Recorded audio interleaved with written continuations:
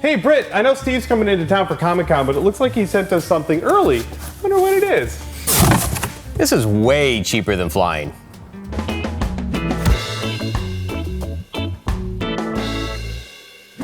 Hey there, fellow maker. Welcome to the shop. I'm Bill, and today we have a very special guest. Hey guys, I'm Steve at SKS Props. Steve's also a foam space gun aficionado, which is great because I made something from one of your favorite games, Gun from Borderlands, out of foam. That is adorable. Aww.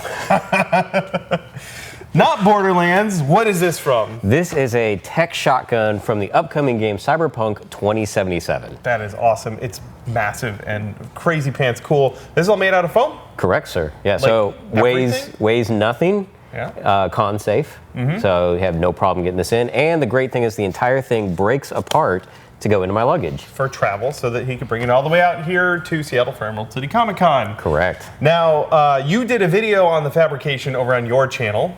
Link down below. Go check that out so you can see how we got this far. And today, we're gonna paint it. That's right. Once you did all the foam fabrication, you did do a little bit of work for the finishing, right? You sprayed the whole thing with Plasti Dip? Right, yeah, I did. I kind of wanted a unique texture on this particular part, especially on the metal pieces. And so I did a single layer of Plasti Dip like I'd normally do. But then I went back, I sprayed Plasti Dip onto a dish and used a sponge brush and selectively added more texture on certain parts of it. That's a pretty fantastic technique to get a little bit more texture on there. There are a bunch of different ways. In fact, if you've got an idea or a favorite technique for adding additional texture to something like this, please let us know in the comments. I love to learn from you the techniques you like to use. And this one that you did is something I'm going to keep in my back pocket for when I really need it. It looks like you put a little bit of color on here too, but like a gunmetal? Yeah, I did a rattle can, just a hammered metal on there for a base layer, and then this is going to be a really nice start so we can add acrylics on top. So we're going to get onto the painting portion of this, and I want to show you how this actually breaks apart, how I got it to Seattle. Yes. And in your luggage. In my luggage. Checked luggage. The thing that's cool about this, I used some rare earth magnets because this part has to continue to be attached, and then the entire stock of it just pops right off. You got another magnet there just to keep it from sliding out. Yep, and a dowel. And then the final version of the gun actually has duct tape wrapped around all this. So when I take it to the convention, we'll actually put some duct tape on there and it's good to go. Awesome. That part looks really complicated. I think I'll paint this part. Let's get started. The stock here is going to be, we're going to make it look like wood. I'm going to try and make it look like wood. So we have this raw umber and black. I'm going to mix those together to get a base coat on there. Poop. Gonna use water to thin this a tiny bit, get a nice dark brown going, and then we'll cover everything. The good news is if this looks terrible, I can just do another layer. Or I can just paint over it. Thanks for the vote of confidence. Oh, thank you, Mr. Miyagi. Since I've got a lot of metallics on here, I'm going to start off with a basic wash, and I'm going to use a 1-inch mop brush, some Mars Black, and also a little bit of the burnt umber on there as well, just to give the metal kind of a greasy feel. Definitely you want to get down into the crevices, and then just because it's got a little bit excess moisture on there, you take some of that away, and that's going to help out with the highlights later on. I always like to add a little bit of tape to the bottom of my palette plates because I get very aggressive with my painting. Yeah. And so now I'm going to go in and start painting the base colors on all the power cells. There's 12 of them, so you keep working on that stock. I'm still painting brown over here.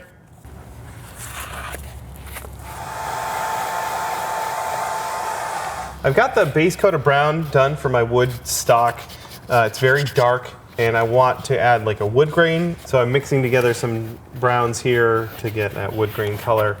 But that might be too bright. I might have to use a little bit more of that raw umber, I think.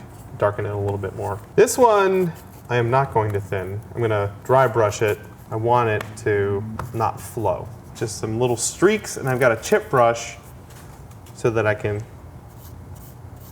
add some subtle grain like that. I may thin it a little bit. Just a little bit of water. I'm not watching you.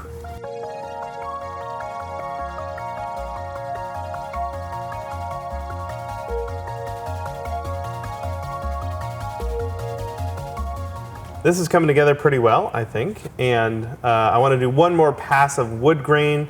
This was the first color I did, and I'm going with more of that raw umber. So I'm going to do another sort of dry brush pass of that. This is definitely going to be a more subtle layer, but that's okay. My middle name, Bill Subtlety Duran.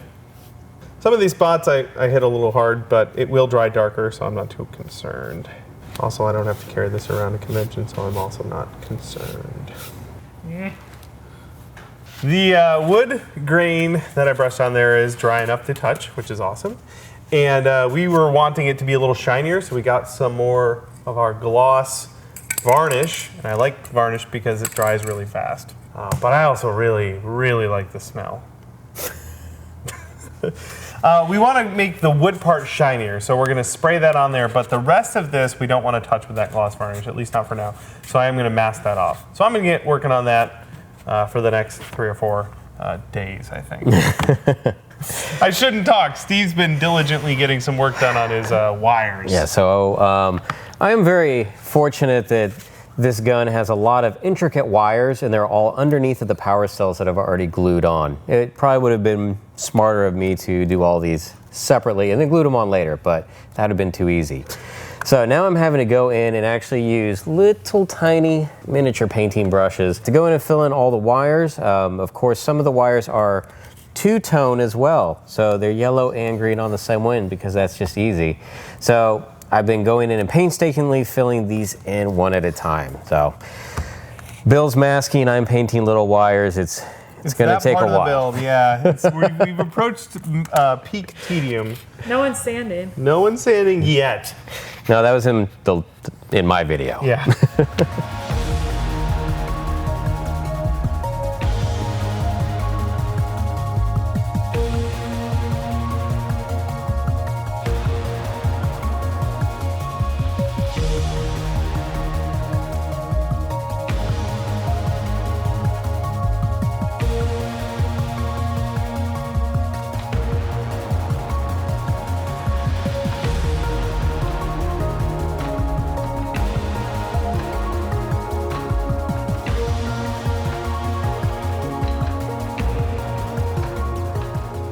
Instead of masking the rest of this, I'm just going to wrap it in plastic wrap.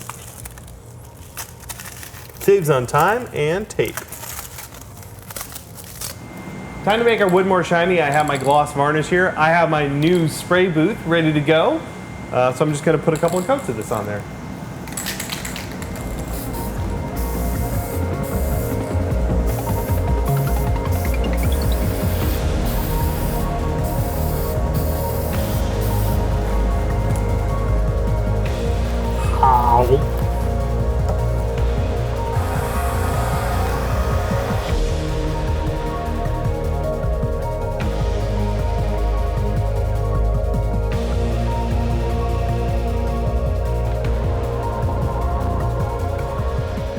We've made an awful lot of progress. I made the stock all shiny. How about you, Steve? What have you been up to? I've spent the last 2 hours painting wires. Oh, and, but they look so nice. Well, why, thank you. But I'm a little tired of that for right now. Okay. And so I think we're going to go ahead and move on to some of the highlighting of the metal techniques. Oh, so like the like maybe these bands here. The bands, the edge of the barrels. Stuff here. Yeah. What are you thinking, dry brushing? I'm thinking a type of dry brushing and stippling using mop brushes. Oh, well this is new to me, so please. All right. Take the lead. So the first thing we're going to do is use iridescent rich silver, not bright. Rich silver is for covering, bright silver is for adding to an additional color to give it an iridescent kind of sheen. So the rich silver will cover up some of this, and it will hopefully make it all pretty. Good. Wires, 2 hours of wires. This is Steve's brush. It's a mop brush. This is the mop brush Steve convinced me to buy a year ago. But this one looks different. What's the deal with this brush? Well, this is also a mop brush, and similar to the one I told you to buy a year ago. Yep. But this is an oval mop brush, and the hairs are shorter. You have more control when you're doing stippling. So the big thing to remember with any of the iridescents, do not add water, because water will displace the pigments too much. You drag it out, tap it into the brush, and you can see that all the little hairs go all over the place. And what that does, you're not going to actually be brushing this onto the surface. So you're taking it and stippling it. And it's going to give us kind of a metallic highlighted sheen. So you can see then where it looks like there's a little bit of corrosion that's been kind of knocked off. It's kind of great too, because you've got like the base coat, then you have this darker bit, and then this is the highlight. So you've got 3 tones going on there. The darker stuff you put on there doesn't have that metallic sheen, so you've got that nice contrast both in color and shine. Exactly. I like it. And especially like up here, like I'd assume this weapon gets used as a melee weapon at some point. So I mean, that's where you can take it and do like a pullback, and you can see where those hairs do a really good job doing a pullback and exposing that metal. Yeah, and you've got some nice little streaks coming in there. Yeah. Yeah, you know, any weapon is a melee weapon if you swing it hard enough.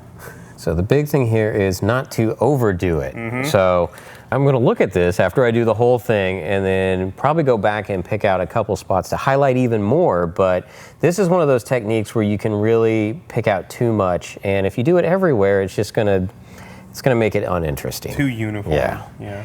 Especially when you're thinking of dirt and grime, getting down into little crevices and areas, that's especially where you don't want to put it. So we're just going to specifically pick out like highlight areas. Excellent.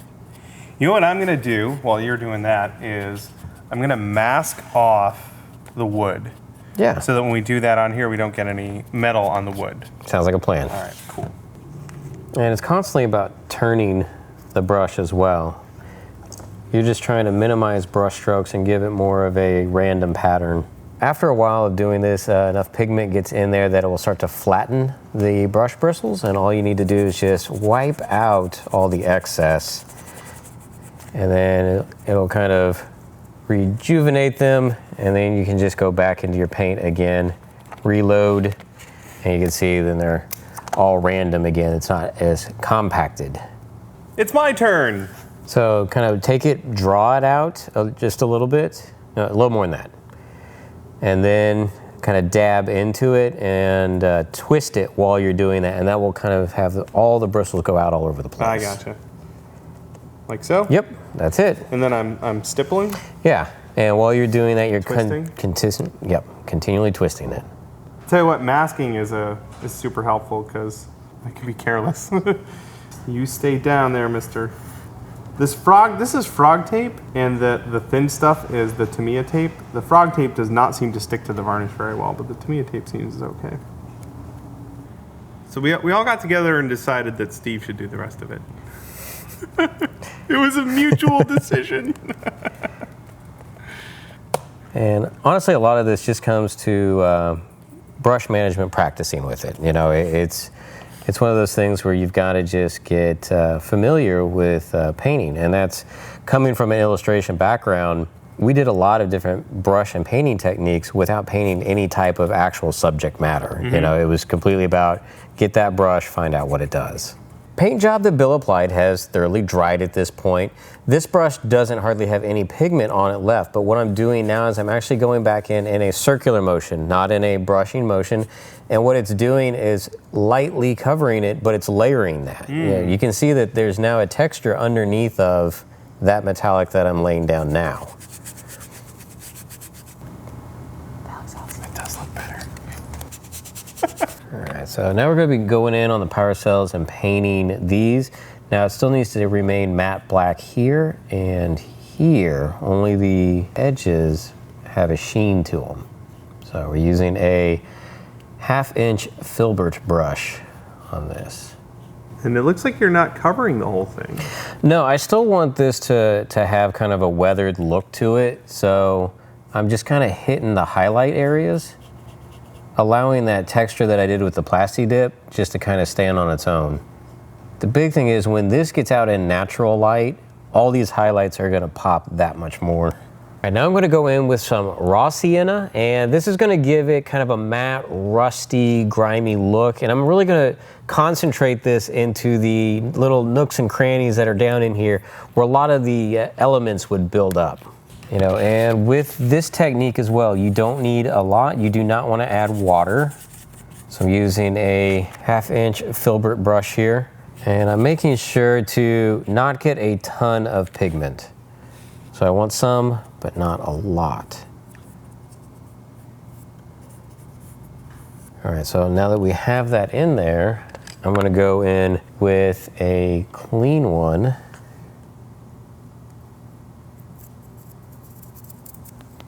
And actually knock it back a little bit. Again, tapping, and what that'll do is it'll make it look like it's eroded more than just brushed on. Clean. Rusty.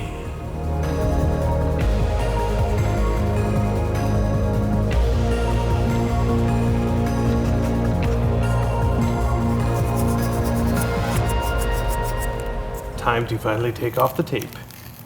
See how it looks. This tape wants to come right off. That's nice. This way, none of the rust or the metal looking colors on the wood, because that would be, that wouldn't make any sense now, would it? Would it? It would not. It would not. There we go.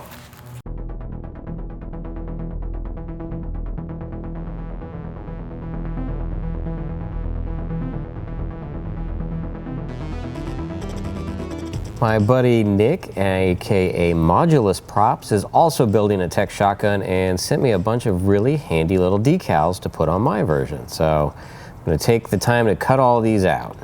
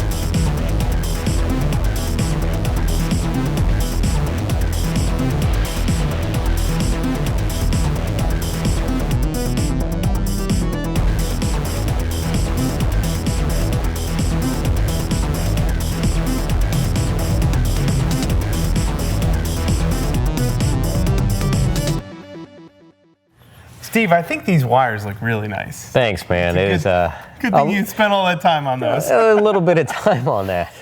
This thing looks so cool. We haven't been to Emerald City Comic Con yet, but hopefully we got some footage. And I think people are going to be completely blown away when they see this thing and when you tell them it's made of foam. Yeah, completely out of foam. Absolutely.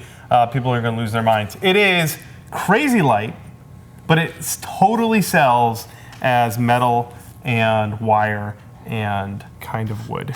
Yeah, you did a great job on that kind of wood, Bill. It's kind of wood. Steve, thanks so much for hanging out. This was a ton of fun.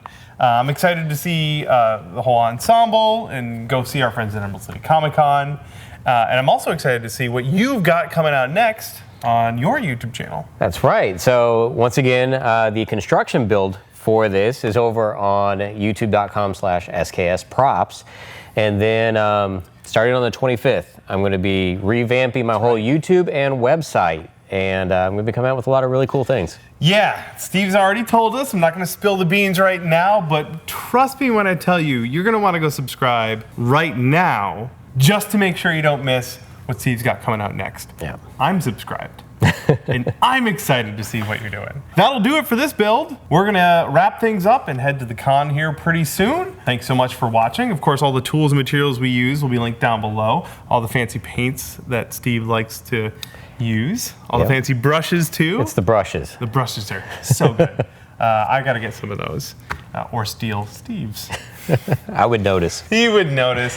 What else do we have? Oh, thanks to our patrons, of course, for helping support us so that we can do awesome projects like this with our friends. Go to patreon.com/punishprops to get access to some behind-the-scenes content and help us in our happy little prop and costume making shop. That'll do it. Let's go be bad guys. We'll see you in the next build. Don't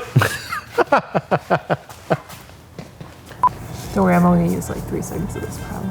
We'll use a good 3 seconds of it. Not some shoddy one where I accidentally get paint on the wrong spot. Gluing it on. Hey, I want. No! Ruined forever. Start over. You just throw the whole thing in the trash. You could just. I'm not chucking this in the trash, Bill. Oh, I didn't do it that time. First Of try. course. All right, and I always like to add a little bit to the bottom of my plates. A little what? A little bit.